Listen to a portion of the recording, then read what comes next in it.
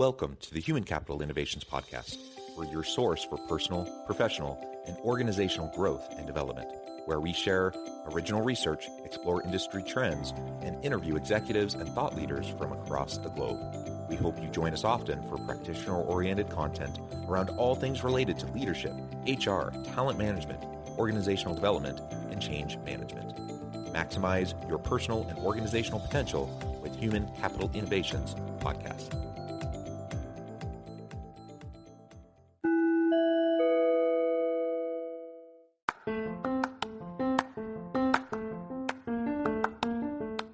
If you enjoy the Human Capital Innovations Podcast, enjoy ad-free listening by going to the Patreon page, and please consider contributing even at the producer or sponsorship level. And please leave a review. Thank you for your support.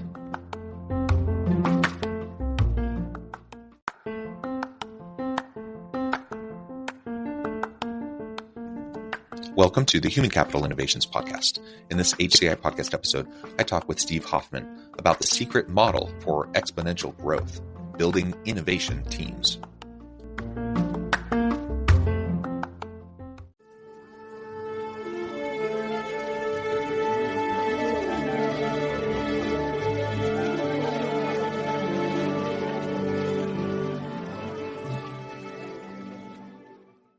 Steve Hoffman, welcome to the Human Capital Innovations Podcast.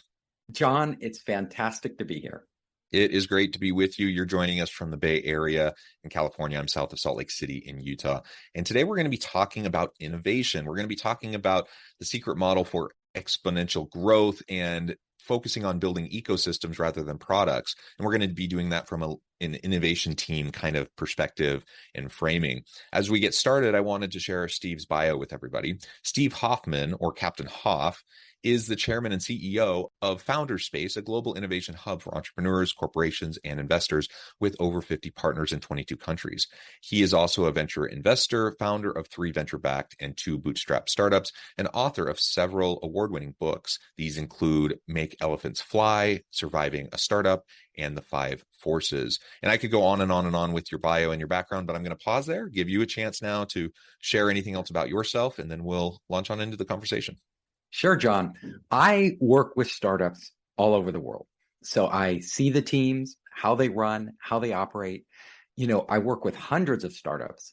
And every time I go deep with a startup, I notice the areas where they're deficient, where they're not really performing at their peak, and areas where they really excel, which startups take off, which startups overcome the obstacles. And those are the type of things I like to share with people. So I hope to talk about that today. Perfect. I think that's wonderful. And of course, you're in one of those hub spaces for startups and entrepreneurial activity, especially tech sector, but all sorts of things. So I really appreciate you taking the time to share your insights with me and my audience. Now, I know you talk about the ideas and you talk about why ideas don't matter so much. What do you mean by that? Most people, when they think about a new startup or an entrepreneurial endeavor, they think they need to have, this amazing idea to get going. So what do you mean by that? Yes, most of us think, I can't do a startup. I can't start my own business, especially in the tech sector where you're supposed to break through and conquer the world and change everything. I can't do that unless I have an epiphany, like some amazing idea. But honestly, the idea doesn't matter. Not near, especially at the beginning. Eventually, whatever you're doing does matter, the idea.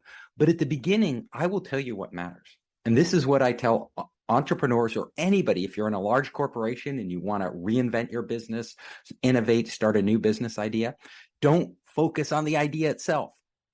Focus on the people. I tell entrepreneurs, spend 80% of your time up front finding the right people. And I'm not talking about good people. I'm not talking about competent people, because good and competent people will build good and reasonable products and services. But those products are already out there. There's already competitors probably doing whatever you want to do. So if you're coming in with good, you've already lost as a startup. If you're going to break through, you have to do something exceptional. And that means you need exceptional people from the get-go. And that's not easy to do. Like, it's not an easy challenge. But I will tell you, if you surround yourself with exceptional people, exceptional co-founders in your company, people who have just amazing talents, like the best you could possibly hope for, and exceptional advisors who have been there, done that, can guide you through, help you around the obstacles, then you have a fighting chance to break through and break out as a startup. And if you don't do that, almost invariably, you can have the best idea in the world, the most amazing idea. You will fumble the ball. Some other team will pick it up and run with it.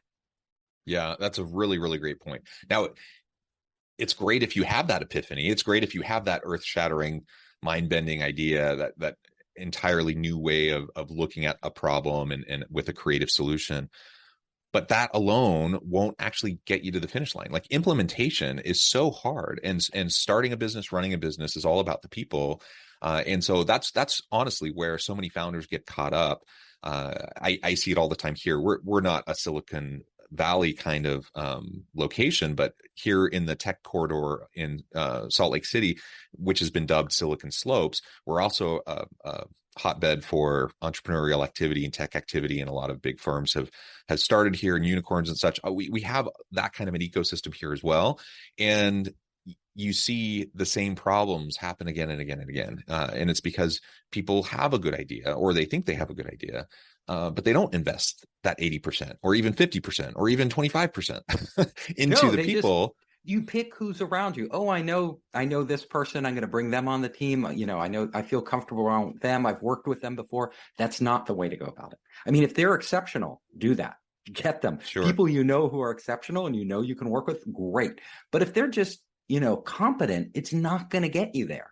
And the other thing I want to say, which is really important, is that the reason I tell people not to pick an idea right from the get-go, instead what they should do is pick a direction. What is an area you think deserves innovation and attention that you feel passionate about changing? Like maybe you grew up in the restaurant business and you want to use technology to transform the food industry, the service industry, the restaurant business. Or you see a problem out there like the fishing industry with overfishing, these horrible, bycatch and all the different problems in the fishing industry. Go into those industries with an open mind, because I will tell you, whatever you're probably thinking of in the get-go isn't right. Like, it may be partially right, your big idea, but if you have a closed mind, you won't see the big opportunity. And I just want to remind people out there, most companies at the early stages, including Google, YouTube, Twitter, all, go on and down the list, Facebook, all of these started in a different direction than they ended up with. I mean, Google, for instance, like everybody thinks Google is amazing, but Google originally was a search engine narrowly targeted at academics finding research papers online. That wasn't the big idea. YouTube was a video dating site. That wasn't the big idea. Twitter was sort of a podcasting site before it became Twitter, and they spun off Twitter. You go on and on and on. If they stuck with their original idea, or they thought it was that important, they would have never gotten to where they are. Yeah, and I like to look at problems, or at least attempt to look at problems from a systems kind of perspective, a holistic perspective. And what often happens in new startups and entrepreneurial endeavors is you jump immediately to the solution. So rather than scanning everything and having a really good sense of the holistic issues at hand and the gap that you're trying to fill, you see a problem, then you immediately jump to the solution. That solution typically won't be the right thing because you're only addressing some little tangential piece of the problem. And I think that gets back to exactly what you were just describing, that it might be part of the issue and it might be a partial solution, but in isolation, it's not really going to do much of anything. And most of the time, we're going to have to iterate, we're going to have to adjust, and we're going to have to pivot and change directions. All of that is going to be necessary for pretty much every business. And so if you take a lot of time to just kind of pull the trigger on getting going with your startup because you're waiting for that great epiphany, I guess the message here is that even if it comes, you're probably going to pivot a year down the road anyways. And so focus on getting your team around you, focus on the overall strategies, the models that you're going to be implementing, and then get great people around you, and then focus on the policies, practices, procedures that are going to be necessary to make your endeavor sustainable as you scale over time. Right. And the other thing that's really important to remember is it doesn't have to be your idea. Like a lot of entrepreneurs think, because they are the founder, the CEO, that it has to be their idea for them to even do it. And therefore they take ownership of it. They shut other people out by not wedding yourself to an idea at the beginning, by being open, by bringing in other team members and listening to what they have. If you're getting exceptional people, they may have better ideas than you do. They may see things from a different perspective than you do. Hopefully they do. And it's the collaboration of all of you that will take you in the direction you need to go.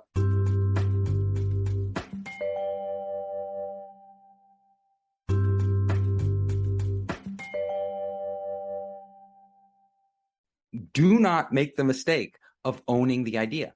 And I'll give you a few examples. Can I just say to that point, yeah, what you're describing is you're making it all about you. It's all about your ego. It's all about your idea, you being able to make your mark, your legacy. That's not a sustainable approach to a successful business to bring value to the marketplace. So exactly, bring in diverse ideas through great people that you surround yourself with. Have some intellectual humility and set your ego aside so that you can actually, create something really cool. So anyways, you have some good examples. I absolutely do. So, the thing, Google did a study out there on their teams, their innovation teams, like which ones really performed well, like actually, created great products and brought them to market, and which ones failed, which ones lagged behind. And their study showed very clearly that it was the teams that worked well together, where everybody felt included. Everybody had one important element. They trusted one another. They trusted one another. They could be open. They could express themselves. This is the type. So you're going to be like, the CEO's job is not to come up with the greatest ideas. Elon Musk did not come up with the idea for Tesla. Like, everybody gives him credit for it now because he's done an amazing job of growing that company, but it was somebody else's startup. Kalanick, who founded Uber, that wasn't his idea. It wasn't his startup. It was somebody else's. Again, he came in, he recognized great ideas. So what I want you to do as a leader is, a leader's job is to recognize what works and set the direction, and then get the people around that direction moving together, working well together. If you can do that, you're a successful leader. You have fully harnessed your human capital. And I will tell you, human capital is 10 times more important than actual money. Like, the capital we always think of when we talk about venture capital. Everybody chases the money. And I'm like, don't chase the money, chase the people. Like, when you're starting a company, a lot of them come to Silicon Valley. They talk to me because founder space is very well known. And they come to me and they're like, God, introduce me to investors. Introduce me to investors. I'm like, introduce me to your team. Like, introduce me to the people who are going to make this company. And it almost, 95% of the time, they haven't put nearly enough time into building that team or figuring out how to manage innovation teams. Like, what does it take to get these smart people? Let's say they overcome the first obstacle and they work their butt off. They go to like the top universities. They're talking to all these really smart people. They're in the industry, networking, putting together these people to build this company. Now, how do you truly harness them? Yeah, getting that team together in the first place, that's a tall order, right? So that's we don't want to assume that that's just an easy thing to do, that you have to definitely put in the work, but that alone isn't enough either, because you can get a really great team together of just A+ players. And I think of like a basketball analogy. You think about the dream team in basketball back in the 90s, and they just crushed everybody in the Olympics, right? All these superstars. But then we continued to do that. So for several Olympics, and we may still do that. I'm not actually sure. I kind of stopped paying attention. But we field these teams with all these all-star players.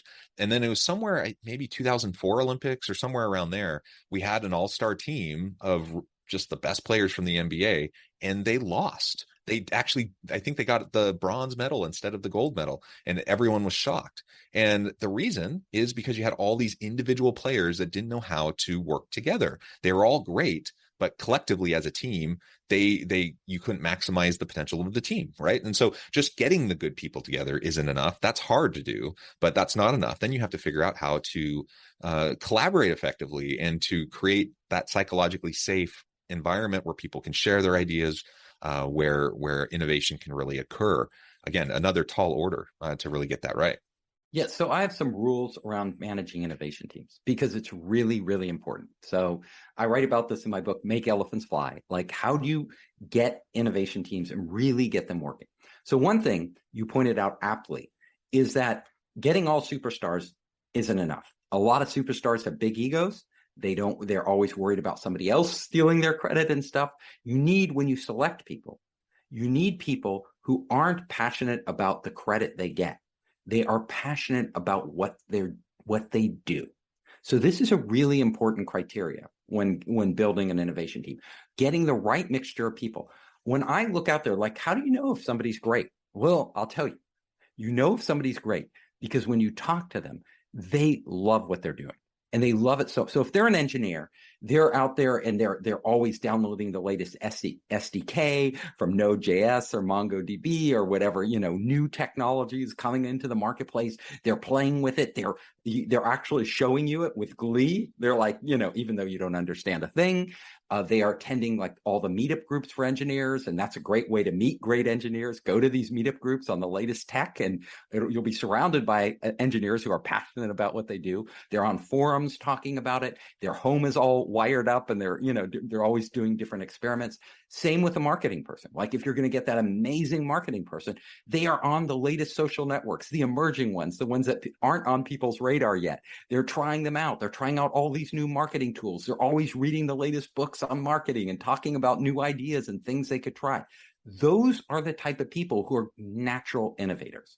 So you need to look. This is true. I'm talking about a startup or innovation within a large established company. Like you can be a big company. Don't focus like a lot of big corporations. I've consulted for Bosch. I've consulted for Intel. I've consulted for Qualcomm, all these big companies. And they tend to run contests like who has the best idea and we'll select you, to head up, to change the company. Well, the person with the best idea isn't necessarily the best innovation leader. And innovation isn't about the idea. So they're going about it totally wrong. What I tell them is, and it's the same for a startup, same for a big company. If you're building this team, like look for those natural innovators who really care about what they're doing, not about the credit they get. Like they're not a political animal out for, their credit. Putting them together in an environment with other people where they can achieve the same goal, they will naturally come together and work like crazy to do that.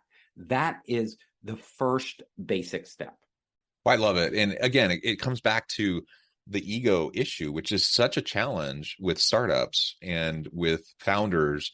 Oftentimes, they're not quite sure when to let go of control and the power, right, and to start to allow for things to morph away from maybe what their original idea might have been as they surround themselves with other people. It's one of the biggest problems when you see organizations trying to scale. Someone who might have been good at the startup phase is not at all capable of scaling the business. And so you see problems there too.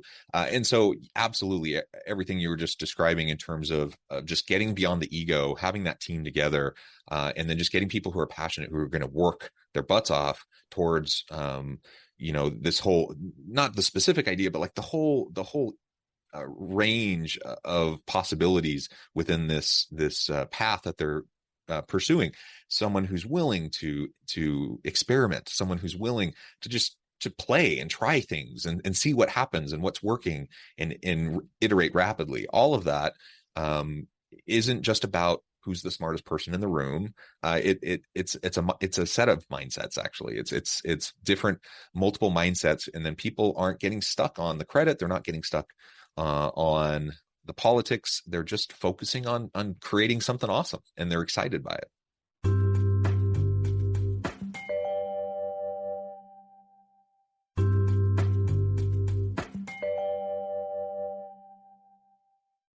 Absolutely. And I'm going to give your audience a tip now.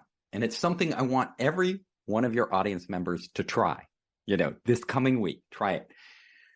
First of all, what you want to do is you don't want it to be these isolated brains working separately to solve the problem. You want to get people working together, right? As a team, thinking, which means what I want you to do is try for 1 week, and this is hard, to, as a manager, to go into your company, whether it's large, medium, or small size, whether your team is small or giant. I want you to go in and try not to tell a single one of your reports, the people who report to you, what to do. You don't tell them what to do. Like most of us, like the first thing we go in, we like, you should be doing this and you should be doing that. And don't focus on that right now. That's not important. This is our priority. Our managers think that's their job. But if you want to really get your team innovating, if you want to have your team not act like robots and just follow what you tell them to do, try asking them, don't tell. It's my ask, don't tell rule. So you go into work and for the entire week, and you don't tell a single person what to do. Instead, you go up to all your different people and you say, Frank, what do you think should be the priority this week? What do you think we should be working on? What did you just do? Well, what you just did to Frank was you put Frank in a position where they have to think about this. What should my priority be? My boss doesn't tell me. What should I think? What I think is so important. First of all, Frank may come up with idea that you didn't even think about that is actually more important than what you were about to tell Frank to work on. Now, let's say Frank comes back to you and says something that you don't think is important. Well, you could say, instead of saying, no, Frank, focus on this. I was just asking you, but I really want you to focus on this. Instead of saying that, you say, oh, Frank, why do you think this is more important than that? So ask them again, have them think it, because Frank may have a good reason why X is more important than Y you should be focused on.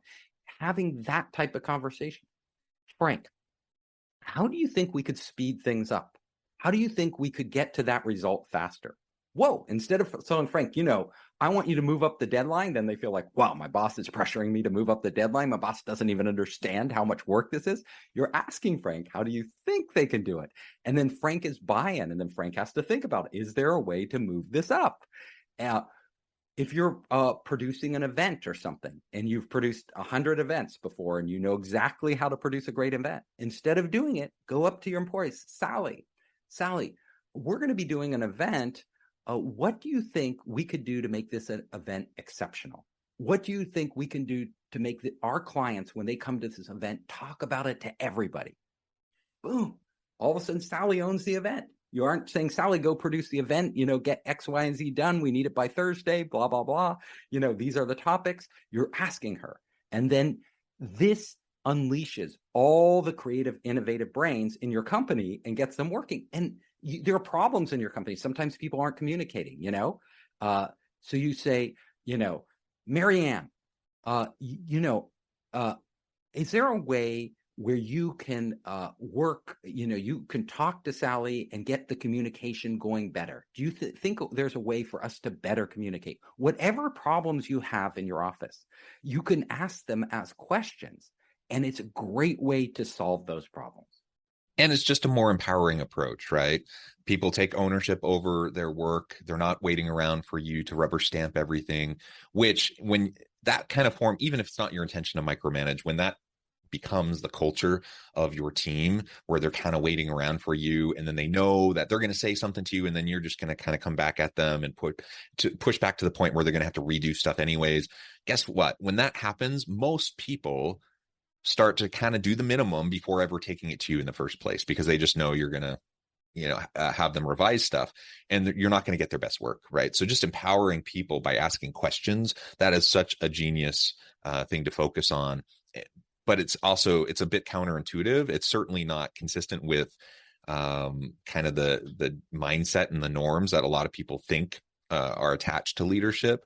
And it takes practice to do it, because especially if you're really smart and you've gone to a good school and you've worked for good companies and you have this great idea, it's very easy to drink the Kool-Aid and start to believe that you have all the answers, or at least many of the answers. And then all of a sudden you start to dictate to people, and very quickly you're going to spiral into this position of everyone just waiting to look to you and waiting for you to speak your wisdom rather than coming up with great stuff themselves. Yeah, and then they go along with it, and they go whatever direction you're taking them, which may not be the best direction. And what we've discovered in innovation is that it's a journey. If you already knew how to get there, if you knew that breakthrough, amazing, thing you should be building, somebody probably would have done it. It's not that simple. Usually these ideas come out from an interplay between your team and then the customer. So what I want you to do next, I want your audience to do, is not only extend your ask, don't tell to your team, but extend it beyond. And this is what I call building an ecosystem. So a great company doesn't exist in isolation. A great company exists as part of a system. And that system extends out to your vendors. It extends out to your customers, your clients, whoever they are. It extends out to everybody who touches your company. So can you get your team, like yourself, to engage with the other parties like you're engaging with them? It's building this culture. So, for example, can you go up to your person who does customer service, right? And you tell the customer who does customer service, whenever you engage with a customer, is there a way to get feedback from them? We know they have a problem, but is there a way to actually get more feedback from them? Is it possible for you to actually ask them questions about our business so that they start telling us things we don't know that we can't see? Because I'll tell you, the best ideas out there are ones that address a customer's extreme needs, things that the customer absolutely needs or really wants that they're not getting from the competition. That is where you rocket ahead. But you don't find those in a vacuum. You find those. The customer's not going to tell you what product or service to build, but they will tell you what they need and what outcomes they want if you are willing to ask and if you are willing to listen. So every person that touches your customers, whether it's customer service, whether it's sales, whoever it is that's going face to face or even on the phone or on Zoom calls with those customers, they should be engaged in more asking and listening than they are in selling or problem solving, right? They can do that. Like if you're a salesperson, yeah, you want to sell. If you're a customer support, you want to solve the problem and move on to the next one. But you're missing out on a huge opportunity there. Yeah, I love it. And you referred several times to this idea of the ecosystem around the innovation. And so if we want to grow and scale our business, we need to have a great team around us. We need to focus on the customer. Customer is king, and adding value to the marketplace to solve problems. That can only happen as we listen long and hard, intently, and try to get the best ideas in and iterate rapidly so that we can try things out. There's so much more to this. We've only just scratched the surface, but I know at the time I'm going to have to let you go here in just a minute. So we're going to have to close the conversation there today. But before we end, I just wanted to give you a chance to share with listeners how they can connect with you, find out more about your work, Founder Space, your team, and then give us the final word on the topic for today. Sure. Happy to do so. So if you want to connect with me, super easy to find. Just go to founderspace.com. So Founderspace, there are tons of videos there, lots of material to help entrepreneurs and innovators. I also have my books there, Make Elephants Fly, which is all about innovation, Surviving a Startup, which is basically everything entrepreneurs need to know to grow, and The 5 Forces, which is about these new technologies that are emerging right now that are going to totally change the landscape, our lives, business, society, everything. And so you can reach me at the website. You can also connect with me on every social network. Search for Captain Hoff. That's my nickname, Steve Hoffman. LinkedIn is a great place to find me. And my final advice to everybody out there is really what you want to do is when you're a manager, you want to think about how do I get everybody who is involved in my business, everybody from my employees to my customers to different parties, strategic partners, other people actually involved in innovating with me. How can I make a win? And at the end of the day, if you think of this one thing, great companies provide exceptional value. So my mission is not to how much money I can get from people, how much, work I can get out of people. It's how much value I can provide to them. I love it. I love it, Steve. This has been a really great conversation. I appreciate you sharing your insights with me, my audience. I encourage everyone to reach out to get connected with Steve, check out his books, check out Founders Space. And as always, I hope everyone can stay healthy and safe, that you can find meaning and purpose at work each and every day. And I hope you all have a great week.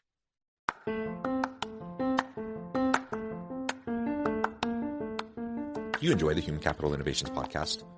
Enjoy ad-free listening by going to the Patreon page, and please consider contributing even at the producer or sponsorship level. And please leave a review.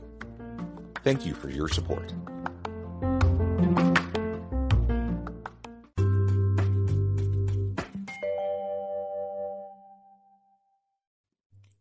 Thanks again for joining us for this episode of the Human Capital Innovations podcast. I hope you stay healthy and safe and that you have a great week.